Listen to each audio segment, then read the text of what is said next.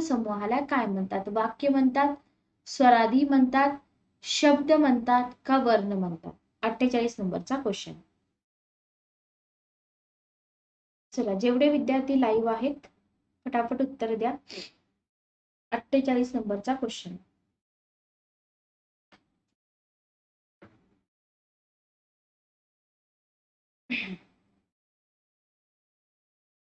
मराठी व्याकरणाची जर थेरी आपली चांगली नसेल तर अशा प्रकारचे प्रश्न सुटत नाहीत, लक्षात घ्या.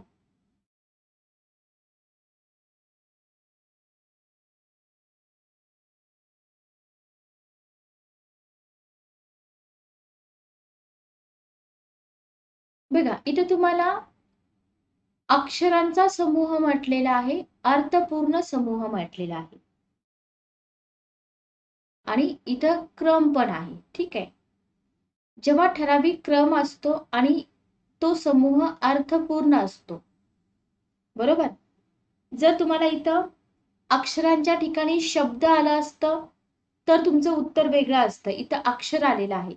ऑप्शन आहेत वाक्य, स्वरादी, वर्ण आणि शब्द. याच्यापैकी तुम्ही स्वरादी आणि वर्ण हे दोन ऑप्शन इलिमिनेट करू शकता इझिली. आता दोन ऑप्शन तुमच्या समोर आहेत, वाक्य आणि शब्द. काय येईल उत्तर बघा? वाक्य आणि शब्द. मनीषा मॅडमनी उत्तर, व्हेरी गुड, छान, शब्द बरोबर. उत्तर आहे शब्द. ओके. बघा, ठराविक क्रमाने आलेल्या अक्षरांच्या समूहाला जेव्हा काही अर्थ प्राप्त होतो ना, तेव्हा आपण त्याला काय म्हणतो? शब्द म्हणतो, बरोबर. शब्द हा भाषेचे 5 मूलभूत घटक असतात, बरोबर. भाषेचे 5 मूलभूत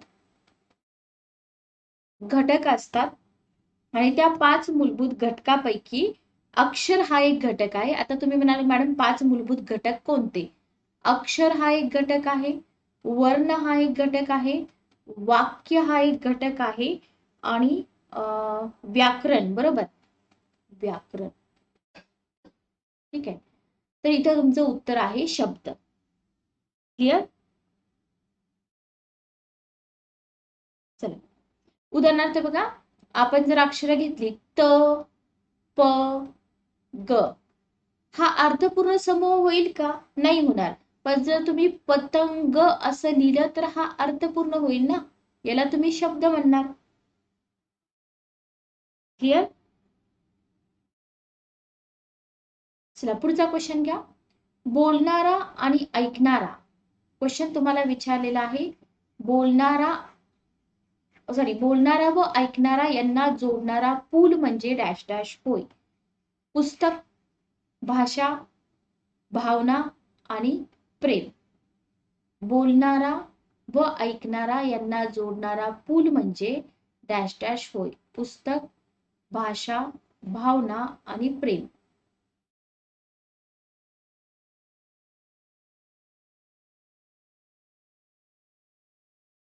दुसरा ऑप्शन, बर, व्हेरी गुड, छान. भाषा. ठीक आहे. बोलणारा आणि ऐकणारा. भावना येईल का? नाही येणार. भाषा. भाषा म्हणजे काय? जेव्हा आपण मराठी व्याकरण चालू करतो ना, तेव्हा तिथं आपल्याला सुरुवातीलाच हे सगळं दिलेलं असतं. भाषा म्हणजे काय, बरोबर हो की नाही?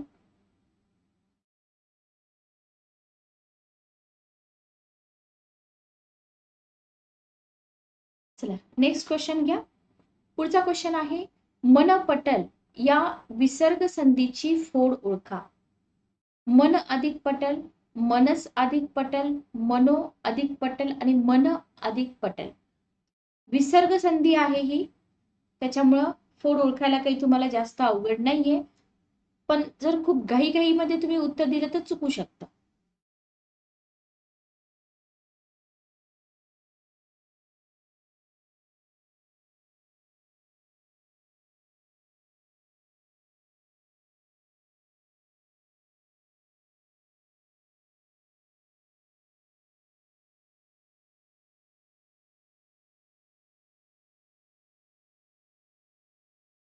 बघा, जेव्हा वर्ण एकत्र येतात की नाही, एकत्र येणाऱ्या वर्णातील पहिला वर्ण जो असतो ना, पहिला वर्ण विसर्ग. ठीक आहे. दुसरा वर्ण व्यंजन. ओके. पहिला वर्ण विसर्ग, दुसरा वर्ण व्यंजन ऑब्लिक स्वर असतो, त्याला आपण म्हणतो विसर्ग संधी. म्हणजे विसर्ग अधिक व्यंजन किंवा विसर्ग अधिक स्वर. आणि विसर्ग संधीचे पुढे प्रकार पडतात, बरोबर. विसर्ग उकार संधी असेल, बरोबर. त्याच्यानंतर अजून कोणतं येतं याच्यामध्ये, याच्यामध्ये एक्झाम्पल तर भरपूर आहेत बघा. विसर्ग र संधी आहे. नियम वगैरे सगळे तुम्हाला इथं करावे लागतात. तर याचं उत्तर काय आहे बघा.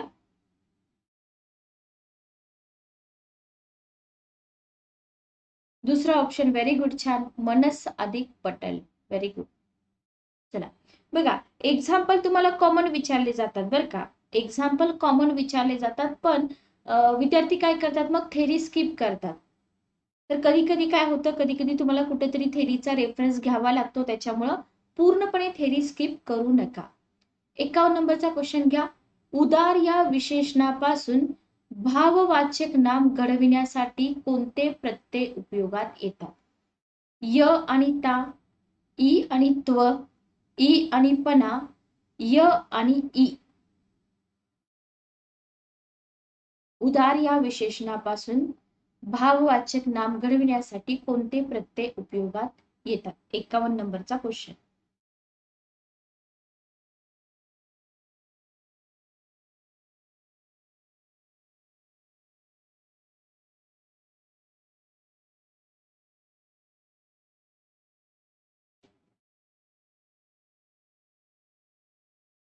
ज्या नामातून एखादी व्यक्ती किंवा प्राणी अथवा वस्तूमधील गुण, धर्म किंवा भाव यांचा बोध होतो, त्याला आपण काय म्हणतो? त्या नामाला आपण भाववाचक नाम असं म्हणतो. ठीक आहे.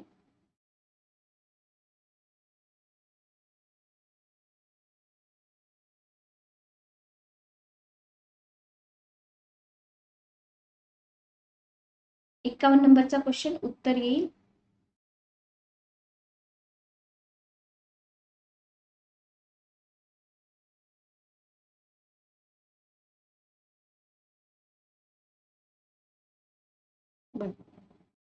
पहिला ऑप्शन. व्हेरी गुड, छान.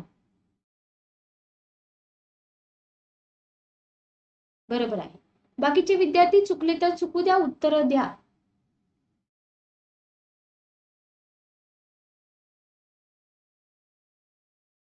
उदारता. बरोबर, सोपं आहे की, काय अवघड याच्यामध्ये. उदारता. पुढचा क्वेश्चन घ्या.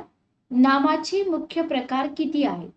4 आहेत, 8 आहेत, 6 आहेत, यापैकी नाही. नामाचे मुख्य प्रकार किती आहेत? 4, 8, 6 यापैकी नाही.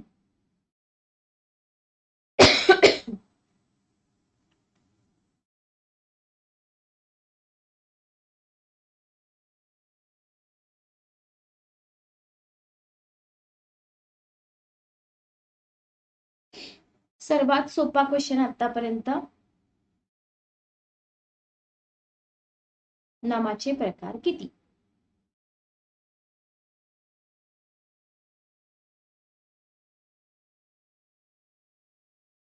बावन्न नंबरचा क्वेश्चन. काय येईल उत्तर बघा.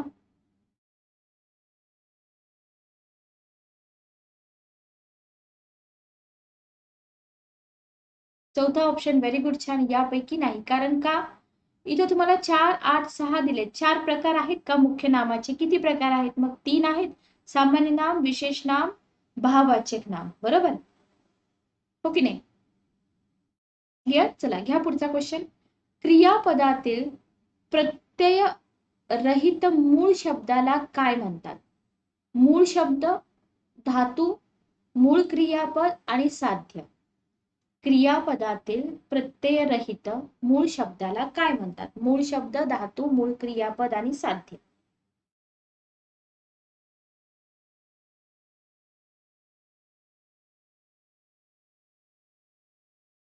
58 नंबरचा क्वेश्चन.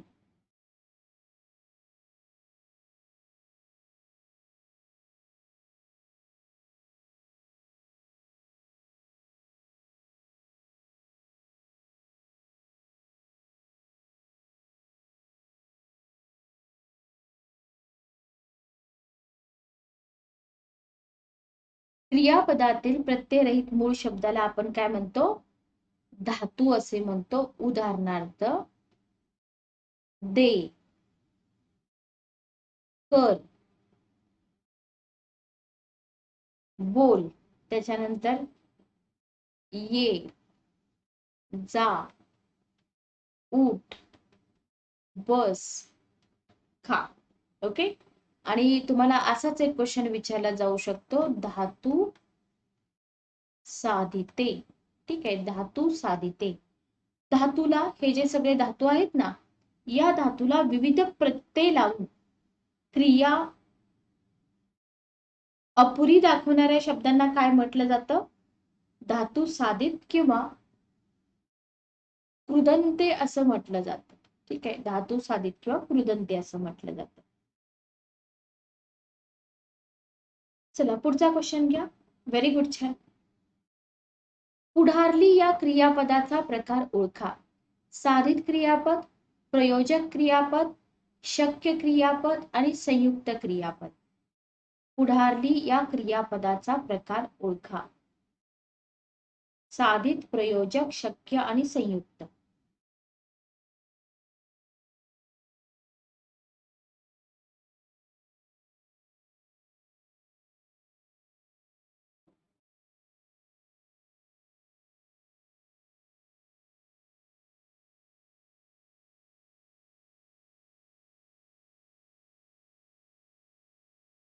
चला बोला, काय येईल उत्तर?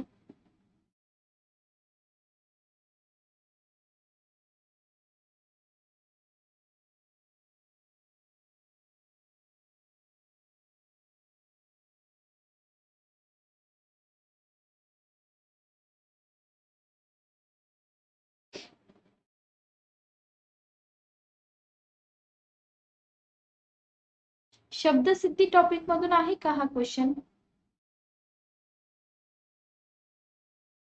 साधित शब्द, साधित क्रियापद.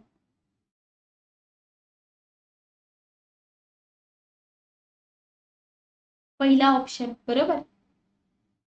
पहिला ऑप्शन, याला म्हटलं जातं साधित क्रियापद. बघा, बाकीचे विद्यार्थी, फक्त एक दोन विद्यार्थी उत्तर देत आहेत. बाकीचे विद्यार्थी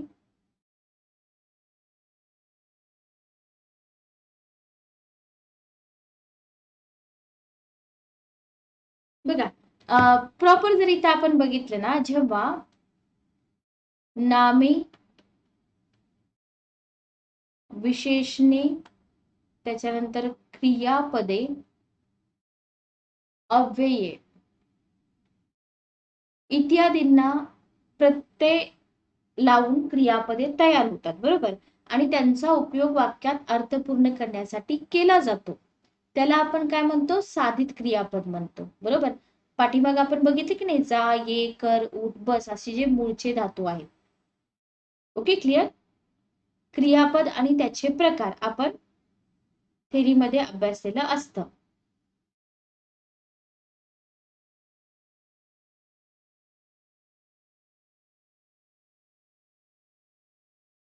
सिद्ध पण विचारू शकतात तुम्हाला, साधित पण विचारू शकतात. हाताळलो, पाणावले, स्थिरावला, पुढारली, बरोबर. मग याच्यामध्ये इथं पुढार हा धातू आहे, पुढार पासून पुढारली. पुढचा क्वेश्चन घ्या. ई अख्यात वरून कोणता काळ ओळखला जातो? ई अख्यात वरून कोणता काळ ओळखला जातो? रीती भूतकाळ, भविष्यकाळ, वर्तमान काळ आणि रीती भविष्यकाळ.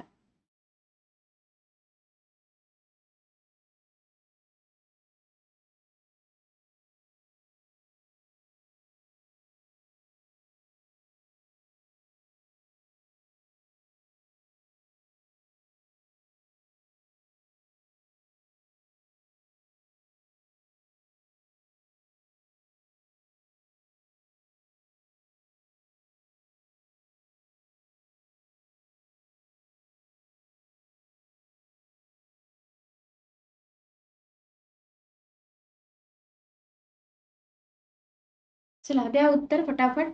ई अख्यात.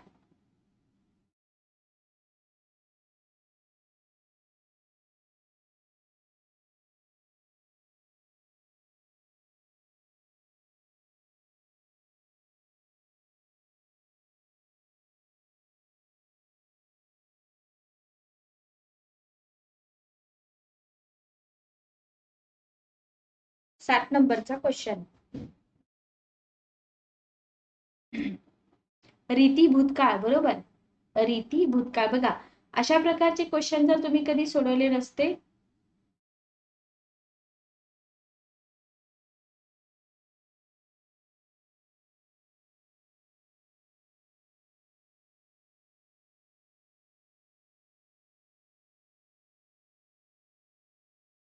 आख्यात विचार, बरोबर, हे आपल्याला थेरीमध्ये करावं लागतं. आधी इथं आपल्याला आख्यात म्हणजे काय हे माहित पाहिजे, आणि तेच जर माहित नसेल तर आपली उत्तरं येत नाहीत, लक्षात घ्या. ठीक आहे. धातूला प्रत्यय लागून क्रियापदाची रूप बनतात, बरोबर.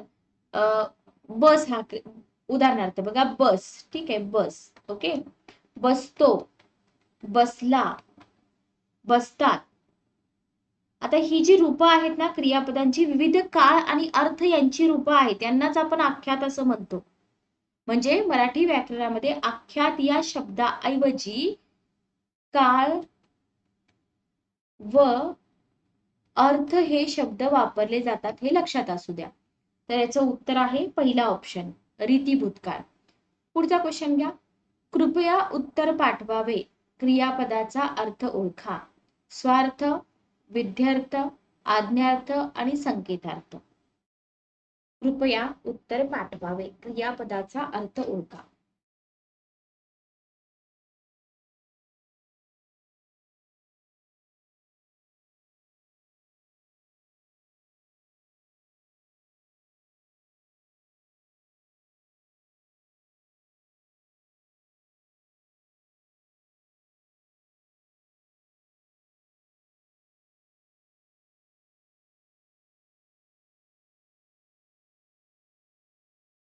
कृपया उत्तर पाठवावे. चला.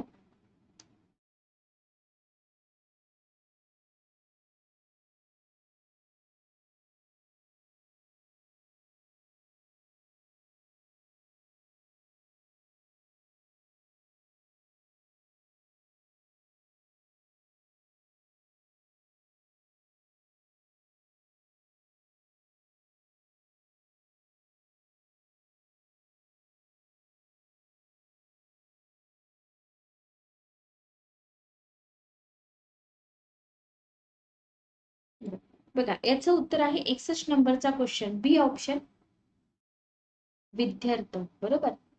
क्रियापदाचा अर्थ. 3 नंबर कसं येईल बरं सर? 3 नंबर कसं येईल? 61 नंबरचा क्वेश्चन.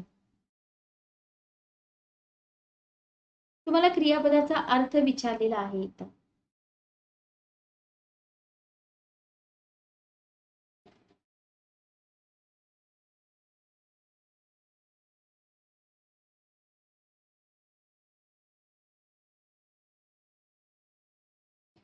काय करा, इलिमिनेशन मेथडने जावा. संकेतार्थ आहे का? नाही. आज्ञार्थ आहे का? आज्ञार्थ आणि विद्यार्थ्यामध्ये थोडस तुम्हाला कन्फ्युजन होऊ शकतं. नेहमी आज्ञार्थी आणि विद्यार्थी हा वाक्यातला मुलांना कन्फ्युजन होते, लक्षात घ्या. ठीक आहे. ज्या वाक्यातील क्रियापदावरून शक्यता, योग्यता, कर्तव्य, इच्छा, आशा यांचा अर्थबोध होतो त्याला आपण काय म्हणतो? विद्यार्थी वाक्य म्हणतो, बरोबर. नेहमी लक्षात ठेवा, आज्ञार्थी आणि विद्यार्थीमध्ये कन्फ्युजन होतं. याच्यासाठी आपल्याला थेरीमध्ये हा जो भाग आहे ना, हा भाग व्यवस्थित करून घ्यावा लागतो. ठीक आहे.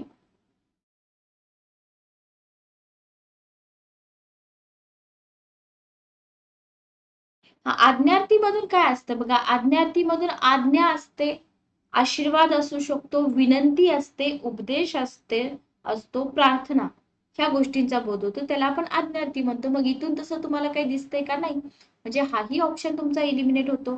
स्वार्थी वाक्यामधून काय असतं? स्वार्थी वाक्यामधून तुम्हाला फक्त काळाचा बोध होतो. क्लिअर? चला पुढचा क्वेश्चन घ्या. सामासिक क्रिया विशेषण ओळखा. सामासिक क्रिया विशेषण ओळखा. 62 नंबरचा क्वेश्चन. प्रतिदिन, कालानुसार, अ व ब बरोबर आणि संकेतार्थ.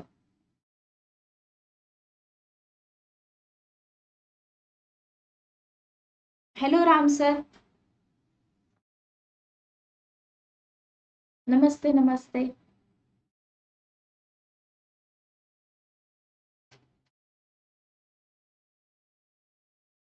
चला बोला. मराठीचे क्वेश्चन आहेत. अवघड तर नाही आहेत, पण तुमची जर थेरी, कृपया विनंती आहे, मग मग बरोबर आहे ना सर. आज्ञार्थ मध्ये कसं येईल मग कृपया? आज्ञार्थ मध्ये कसं येईल सांगा बरं मला.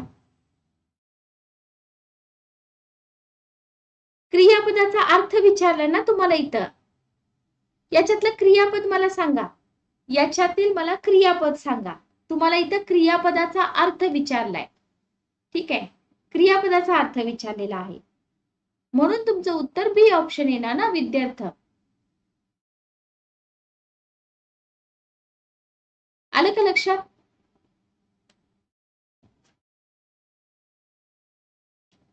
ओके, नेक्स्ट क्वेश्चन घ्या.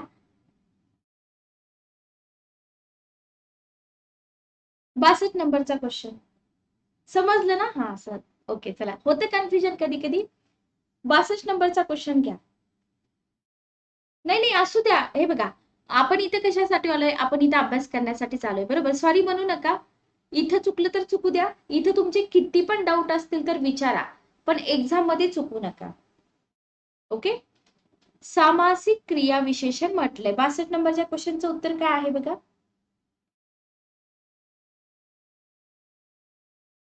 चला, वेळ देते मी तुम्हाला, विचार करून सांगा.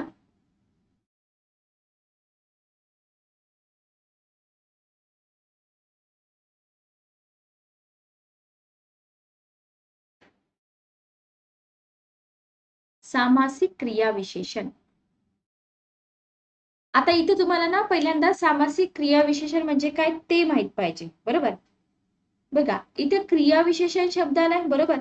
जे क्रिया विशेषण शब्दसंधी किंवा द्विरुक्तीने होणाऱ्या समासापासून बनलेले असतात, बरोबर, त्याला आपण म्हणतो सामासिक क्रिया विशेषण. लक्षात आलं? उदाहरणार्थ बघा, तुम्ही एक्झाम्पल घेऊ शकता आजन्म. आजन्म, ठीक आहे. त्याच्यानंतर प्रतिदिन. आता मी तुम्हाला इथे उत्तरच सांगितलेलं आहे, प्रतिदिन आहे.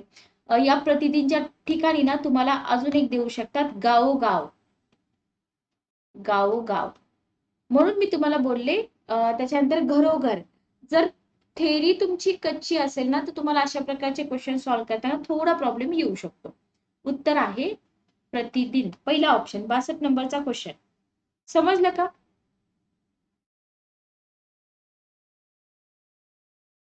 हा वैभव सर, व्हेरी गुड, छान, बरोबर. चल, 53 नंबरचा क्वेश्चन घ्या. पोर या शब्दाचे लिंग ओळखा. पुल्लिंगी, स्त्रीलिंगी आणि पुल्लिंगी. स्त्रीलिंगी, पुल्लिंगी, नपुसकलिंगी. पुल्लिंगी आणि नपुसकलिंगी.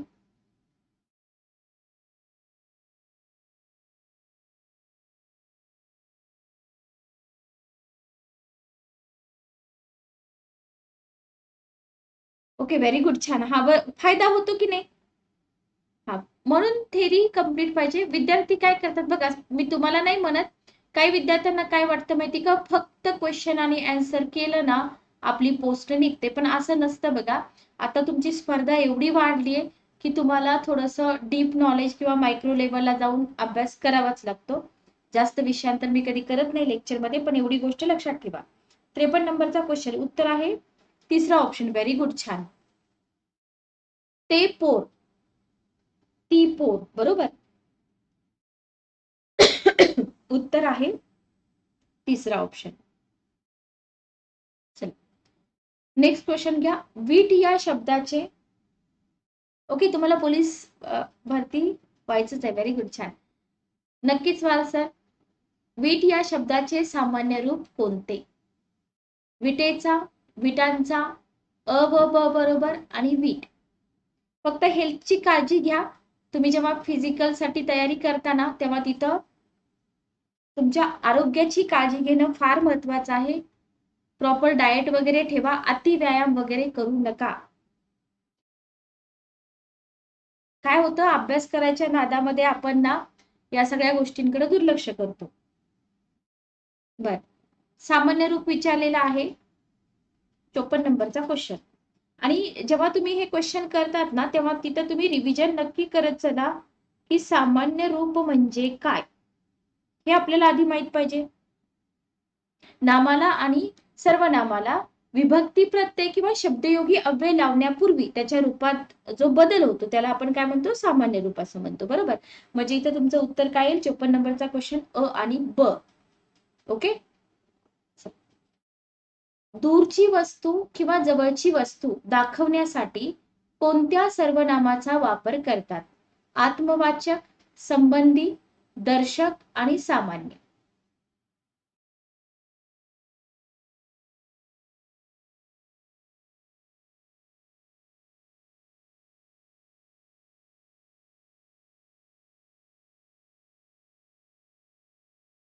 सर्वनाम आणि त्याचे प्रकार. किती प्रकार आहेत सांगा बरं मला सर्वनामाचे. सर्वनामाचे मुख्य प्रकार किती? मुख्य प्रकार किती सर्वनामाचे? 55 नंबरचा क्वेश्चन उत्तर काय येईल? दर्शक सर्वनाम. बरोबर. दर्शक सर्वनाम. हा, ही, हे, तो, ती, ते. ओके. ही माझी वही आहे किंवा हा माझा पेन आहे, हे माझे घर आहे, अशा प्रकारे. संबंधी सर्वनाम कशासाठी वापरलं जातं? इथं दर्शक बघा, वाक्यात पुढे येणाऱ्या दर्शक सर्वनामाशी संबंध दाखविणाऱ्या सर्वनामाला आपण काय म्हणतो, संबंधी. म्हणजे जो, जी, जे आणि ज्या. बरोबर. आता याच्याबद्दल ना थोडस तुम्ही लक्षात ठेवा. ही सगळी सर्वनामं असतात ना, संबंधी सर्वनामं कशामध्ये येतात, मिश्र वाक्यामध्ये येतात. ही सगळी सर्वनामं गौण वाक्याच्या सुरुवातीलाच येतात. हे 2 पॉइंट इथं लक्षात ठेवा. भले तुम्हाला एवढं अवघड विचारणार नाही तरी पण तुम्हाला माहित असू द्या. पुढचा क्वेश्चन घ्या. खालीलपैकी अनियमित क्रियापदे ओळखा. ओके. Very good. छान. ओके. पोलीस कॉन्स्टेबल आहेत, काही हरकत नाही. Very good. छान.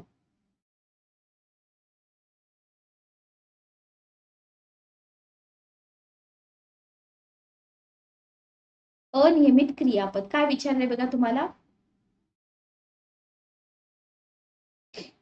अनियमित क्रियापद.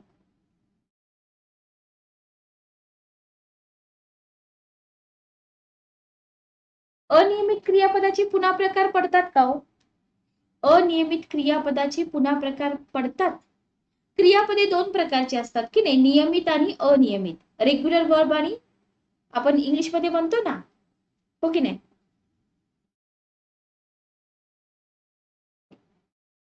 56 नंबरचा क्वेश्चन उत्तर काय येईल? चौथा ऑप्शन. ओके. हा, 3 प्रकार असतात बघा. पहिला प्रकार असतो अनियमित क्रियापदामध्ये अशी क्रियापद ज्यांची तिन्ही रूप एकसारखीच आहेत. जसं आपण इंग्लिश मध्ये म्हणतो की नाही, कट, त्याच्यानंतर सीट आहे. 2 रूप सारखी असतात, तिन्ही रूप भिन्न असतात, अशा पद्धतीने. ठीक आहे. 57 नंबरचा क्वेश्चन घ्या. सुरेशने रामाला 5 रुपये दिले, तर 5 या शब्दाची जात ओळखा. नाम, सर्वनाम, विशेषण आणि क्रियापद.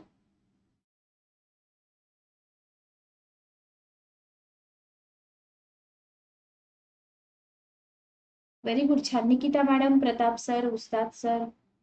57 नंबरचा क्वेश्चन दुसरा ऑप्शन. बर, थांबा थांबा थांबा. दुसरा ऑप्शन कसं येईल बरं? मी इथं हे थोडं इरेज करते म्हणजे तुम्हाला व्यवस्थित दिसेल. तुम्हाला हे वाक्य दिलेलं आहे, सुरेशने रामाला 5 रुपये दिले, तर तुम्हाला 5 या शब्दाची जात विचारलेली आहे. मग सर्वनाम नाही येणार ना, सर्वनाम नाही येणार. सुरेशने रामाला किती रुपये दिले? विशेषण येईल की नाही निकिता मॅडम?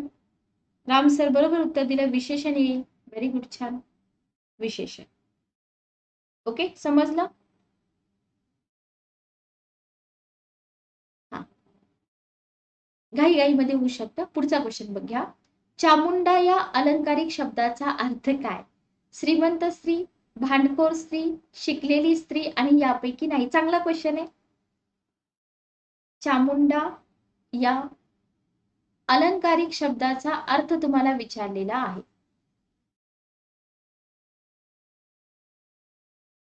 शब्द भारी विचारतात बघा.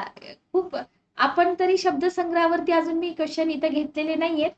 आपली पुस्तकं खूप छान आहेत. लीला गोविलकर मॅडमचं एक पुस्तक आहे, शब्दसंग्रहाचं बेस्ट आहे. म्हणजे तुम्ही गट ब देत असाल, गट क देत असाल, पोलीस भरती देत असाल, कुठलीही एक्झाम, लक्षात ठेवा तुम्हाला आता शाळेत जे शब्दसंग्रह असतात ते विचारत नाही, थोडेसे नवीन शब्द विचारले जातात. ठीक आहे, चला काय येईल उत्तर बघा. भांडखोर स्त्री. व्हेरी गुड, छान. चामुंडा म्हणजे भांडखोर स्त्री. पुढचा क्वेश्चन घ्या. जास्त काही एक्सप्लेन करायची गरज नाही इथं. नामसाधित अव्यय विचारले तुम्हाला. नामसाधित अव्यय कडे, प्रमाणे. नाही नाही नाही, चामुंडा म्हणजे भांडखोर स्त्री. बघा, अलंकारिक शब्द कशामुळे वाटलेला आहे, म्हणजे जनरली आपण हा शब्द वापरतो, तर कधी वापरतो अशा पद्धतीने तुम्ही उत्तर द्यायला पाहिजे. तर म्हणजे जेव्हा तुम्ही चामुंडा हा शब्द वाचता तेव्हा तुम्ही काय इमॅजिन करता, की बाबा श्रीमंत स्त्रीला आपण चामुंडा म्हणू शकतो का, शिकलेल्या स्त्रीला तुम्ही म्हणू शकता का, बरोबर. हा, रागीट किंवा भांडखोर स्त्री असेल तर चामुंडा देवी किंवा चामुंडा असं म्हणतात की नाही, अशा पद्धतीनं. सर्व बरोबर. नामसाधित अव्यय म्हटलेला आहे.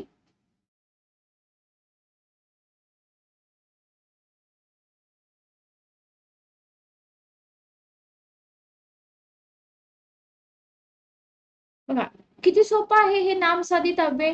नामाबद्दल विशेष माहिती सांगणाऱ्या शब्दाला काय म्हणतात? विशेषण म्हणतात, बरोबर हो की नाही. मग नामसाधित, विशेषण वगैरे हे तुम्हाला जर माहित असेल तर नामसाधित अव्यय ओळखायला काहीच अवघड नाहीये.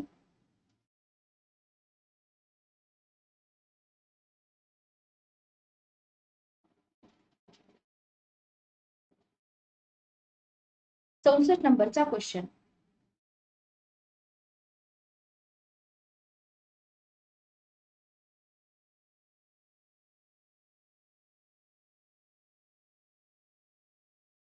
तिन्ही येईल ना, कडे, प्रमाणे आणि विषयी.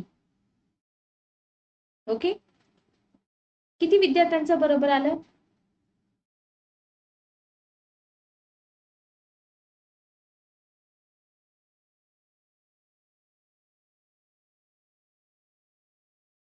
बघा, तुम्हाला ना पहिल्यांदा अव्यय म्हणजे काय हे माहित पाहिजे बरं का. अव्यय म्हणजे जे बदलत नाही ते. व्याकरणात शब्दांचे त्यात होणाऱ्या बदलाच्या अनुषंगाने काय केले जातात? गट केले जातात, बरोबर. आणि व्याकरणानुसार शब्दांना होणारे जे विकार असतात, लिंग, वचन, विभक्ती अशा 3 संदर्भात होतात. आणि मग नाम, सर्वनाम, क्रियापद, विशेषण यांची सामान्य रूप होतात. Okay, clear.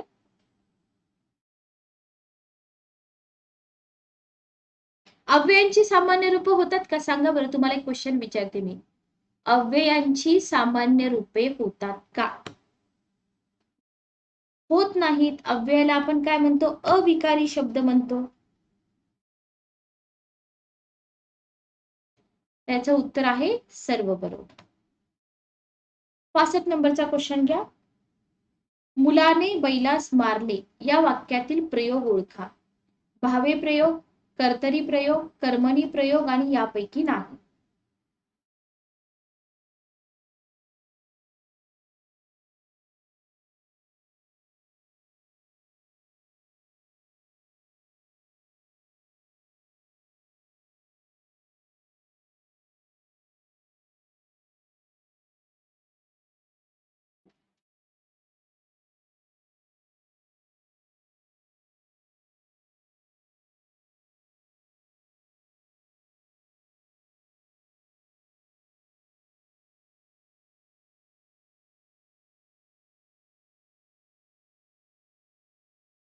ओके, एवढा डीप मध्ये अभ्यास नाही. बर, असू द्या, काही हरकत नाही. 65 नंबरचा क्वेश्चन, पहिला ऑप्शन. व्हेरी गुड, भावे प्रयोग आहे. ओके, भावे प्रयोग.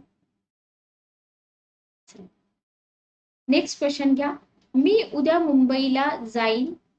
इथं व च्या खाली अंडरलाईन आहे. ताईला घेऊन घरी येईन. तुम्हाला इथं जे अंडरलाईन केलेला शब्द आहे ना त्याची जात ओळखायची. शब्दयोगी अव्यय शब्दाला जोडून, क्रिया विशेषण अव्यय माहिती सांगणे, उभयान्वयी अव्यय दोन वाक्य जोडणे, केवळ प्रयोगी अव्यय भावना सांगणे. सोपा क्वेश्चन आहे. 66 नंबरचा क्वेश्चन.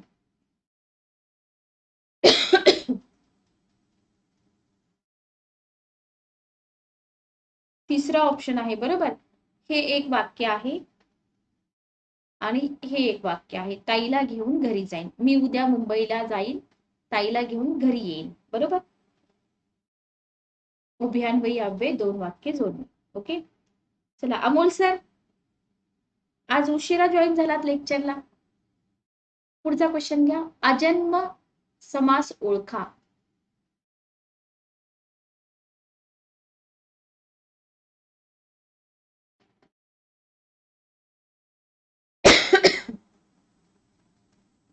सदुसष्ट नंबरचा क्वेश्चन.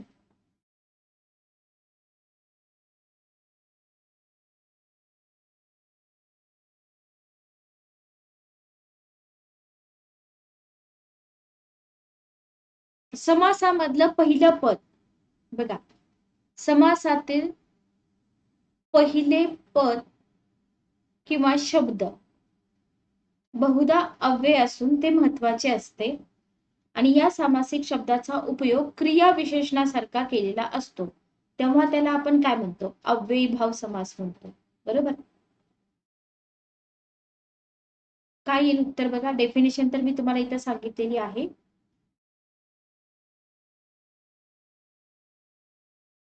आणि अव्यय म्हणजे काय हे मी तुम्हाला आधीच सांगितलेलं आहे. म्हणजे याचं उत्तर काय आहे? अव्ययी भाव समास.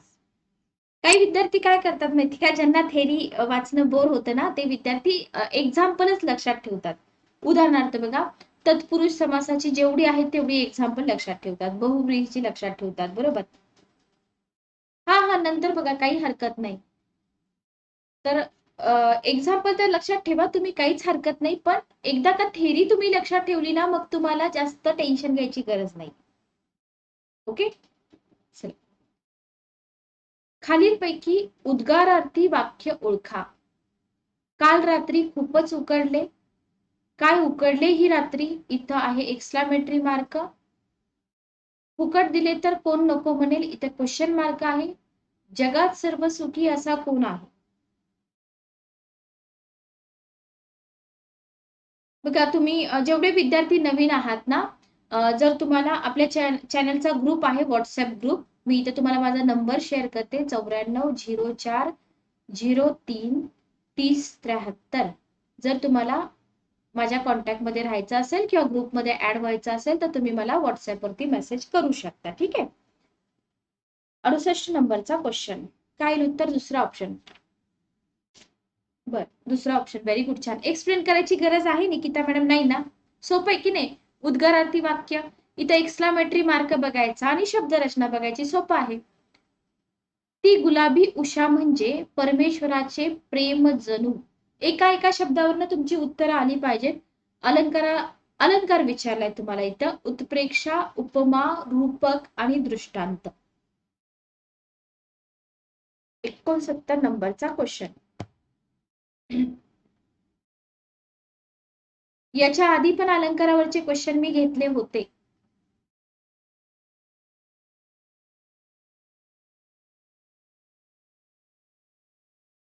दोन वस्तूंची तुलना, जेव्हा आपण दोन वस्तूंची तुलना करतो तेव्हा काय होतं?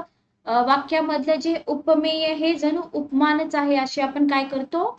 इथं कल्पना करतो. बरोबर. कल्पना केली जाते. ठीक आहे. तेव्हा त्याला आपण काय म्हणतो? उत्प्रेक्षा अलंकार असं म्हणतो. मग इथं आहे का बघा, ती गुलाबी उषा म्हणजे, गुलाबी उषा परमेश्वराचे प्रेम जणू. ओके. म्हणजे उत्तर काय आलं आपलं इथं? उत्प्रेक्षा अलंकार. अलंकाराचे प्रकार तर भरपूर आहेत बघा, पण तुम्हाला जास्त अवघड विचारत नाहीत, जे आपण स्कूल टाइम पासून करत आलेलो असतो की नाही. उपमा अलंकार आहे, रूपक आहे, उत्प्रेक्षा आहे आणि सोपे सोपे एक्झाम्पल असतात जे तुम्ही पुस्तकामध्ये वाचलेली असतात. कॉमन एक्झाम्पल, पण सुरुवातीपासून तुम्ही थेरी करत असाल तर शब्दालंकार अर्थालंकार एकदा करून घ्या.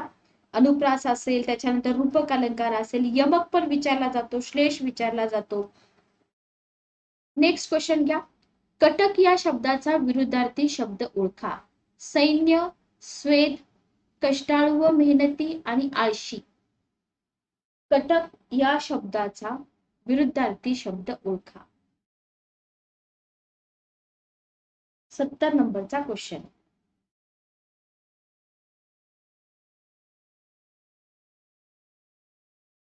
विरुद्धार्थी विचारले. नेहमी लक्षात घ्या, जेव्हा विरुद्धार्थी किंवा समानार्थी शब्द विचारले जातात तेव्हा ऑप्शन मध्ये या शब्दाचा एक समानार्थी शब्द सुद्धा असतो आपल्याला कन्फ्यूज करण्यासाठी.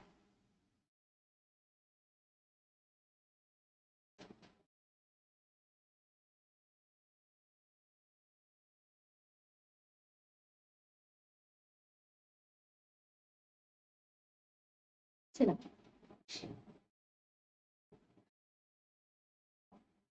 70 नंबरचा क्वेश्चन.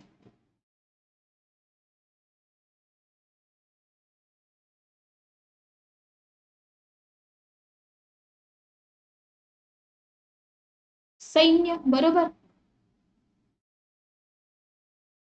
पहिला ऑप्शन बरोबर, सैन्य. ओके. नंबर इथं वरती मी स्लाइड वर लिहिलेलंच आहे की 9404033073 हा माझा नंबर आहे. व्हॉट्सअप वरती मेसेज करा, मी तुम्हाला सगळ्यांना ग्रुपमध्ये ऍड करते. आपला ग्रुप पण आहे आणि माझं स्वतःचं ऍप्लिकेशन पण आहे. बरेच तुमच्यापैकी बरेच विद्यार्थी आहेत ऍप्लिकेशन वरती. अमोल सर पण आहेत बरोबर. राज्यसेवा, संयुक्त पूर्व परीक्षा, सेटचे कोर्सेस, बरेच कोर्सेस आहेत आपल्या ऍप्लिकेशन वरती. नेक्स्ट क्वेश्चन घ्या. कृपण या शब्दाचा विरुद्धार्थी शब्द ओळखा. कृपण, उद्धट, उधळ्या, कंजूष आणि कडक स्वभावाचा. 71 नंबरचा क्वेश्चन.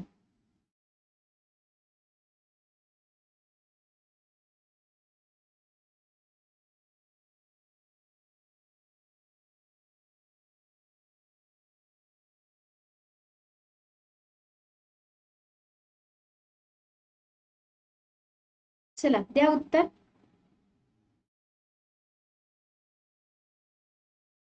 विरुद्धार्थी विचारलाय का समानार्थी विचारलाय हे नेहमी बघा.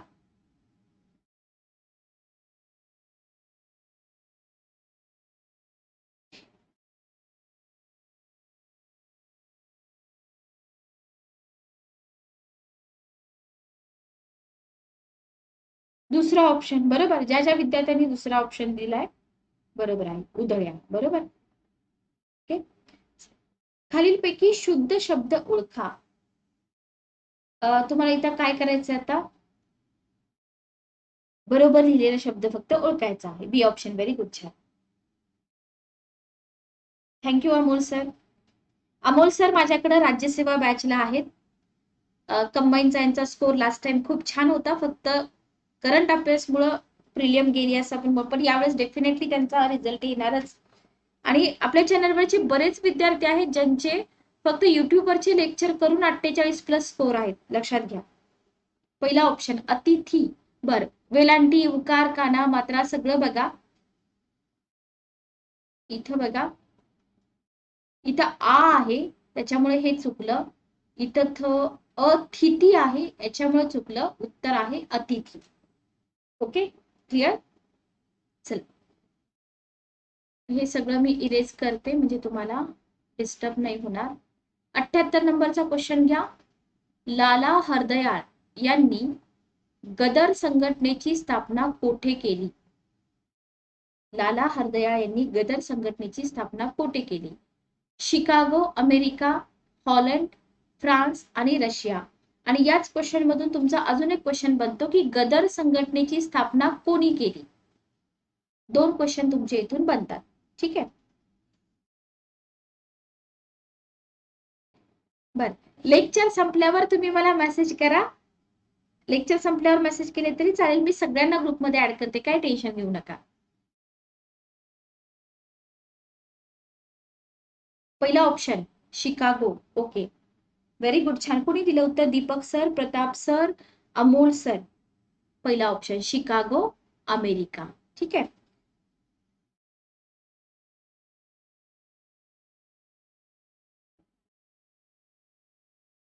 चला घ्या पुढचा क्वेश्चन. गदर पार्टी बघा स्थापना पण तुम्हाला विचारू शकतात बरं का. गदर पार्टी किंवा गदर संघटना 25 जून बरोबर 1913 भारताला स्वातंत्र्य मिळवून देण्यासाठी एक क्रांतिकारी संस्था होती बरोबर. अमेरिका आणि कॅनडा इथं जे भारतीय रहिवासी राहत होते ना त्यांनी मिळून ही क्रांतिकारी संस्था स्थापन केली होती. आणि लक्षात घ्या याच्यामध्ये हिंदू, शीख, मुस्लिम सगळे नेते होते. पक्षाचे जे मुख्य कार्यालय होतं ते सॅन फ्रान्सिस्को, अमेरिका या ठिकाणी होतं. ओके. गदर पार्टी किंवा गदर संघटना. पुढचा क्वेश्चन घ्या. महाराष्ट्राचे मार्टिन ल्युथर किंग म्हणून कोणाला ओळखले जाते? महात्मा फुले, दादोबा पांडुरंग तर्खडकर, बाबा पद्मनजी आणि गोपाळ गणेश आगरकर. महाराष्ट्राचे मार्टिन ल्युथर किंग.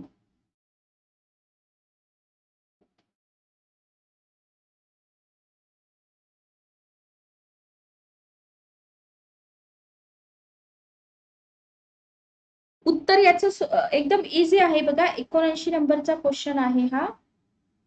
उत्तर सगळ्यांनाच येईल पण मार्टिन ल्युथर किंग का म्हटलं जातं हे तुम्ही एकदा लक्षात ठेवा. तुम्हाला कोणी सांगितलं नसेल. बघा मार्टिन ल्युथर किंग कोण होते? ज्युनियर एक अमेरिकन सुधारक होते, धर्मगुरू होते. अमेरिकेमधील काय म्हणतात बरं नागरी अधिकार चळवळी ज्या आहेत ना त्याचे ते प्रमुख नेते होते बरोबर. समान नागरी अधिकार अमेरिकेतील आणि मानव अधिकाराचे प्रतीक म्हणून यांना ओळखलं जातं. आणि यांच्यासारखंच काम महात्मा फुल्यांनी केलं म्हणून महाराष्ट्राचे मार्टिन ल्युथर किंग कोणाला म्हटलं जातं? महात्मा फुले यांना म्हटलं जातं. ठीक आहे. हा मेसेज करून ठेवा. फक्त लेक्चर संपल्यावर मी तुम्हाला ऍड करेन ग्रुपमध्ये सगळ्यांना. ओके. आशियातील सर्वात मोठा वसंतदादा पाटील सहकारी साखर कारखाना खालीलपैकी कोठे आहे? ओके. अहमदनगर, सांगली, पुणे आणि सोलापूर. काल पण एक क्वेश्चन होता की नाही? काल पण होता क्वेश्चन असा. पहिला मी तुम्हाला एक्सप्लेन पण केलं होतं बघा. पहिला आणि सर्वात मोठा याच्यामध्ये कन्फ्युज होऊ नका. बी ऑप्शन. Very good. छान. बी ऑप्शन सांगू. ठीक आहे. आशियातला सर्वात मोठा आणि आशियातला पहिला. हा पहिलं एक नंबर नाही येणार उत्तर. अहमदनगर का नाही येणार? सर्वात मोठा विचारले तुम्हाला इथं. आणि नाव दिलेलं आहे वसंतदादा पाटील सहकारी साखर कारखाना. काल मी तुम्हाला विखे पाटलांबद्दल पण सांगितलं होतं बरोबर की कन्फ्युजन होतं विद्यार्थ्यांना. म्हणून दोन शब्द फक्त बघायचे. सर्वात मोठा विचारलेला आहे, पहिला विचारलेला आहे. हे दोन शब्द जर तुम्ही केअरफुली बघितलं तर उत्तर बरोबर येतात. प्रवरानगर काहीतरी ऑप्शन मध्ये होतं. महाराष्ट्र एक्सप्रेस कोणत्या दोन शहरांदरम्यान धावते? कोल्हापूर गोंदिया, पुणे मुंबई, मुंबई कोल्हापूर आणि मुंबई नागपूर.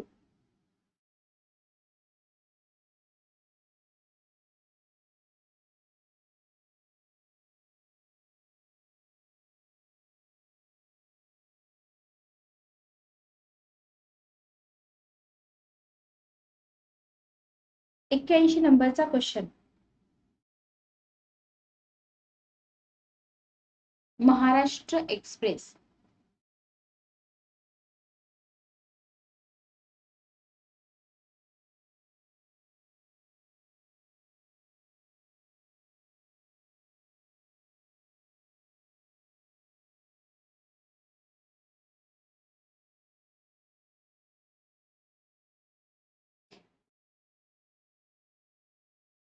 उत्तर आहे कोल्हापूर गोंदिया बरोबर. कोल्हापूर गोंदिया.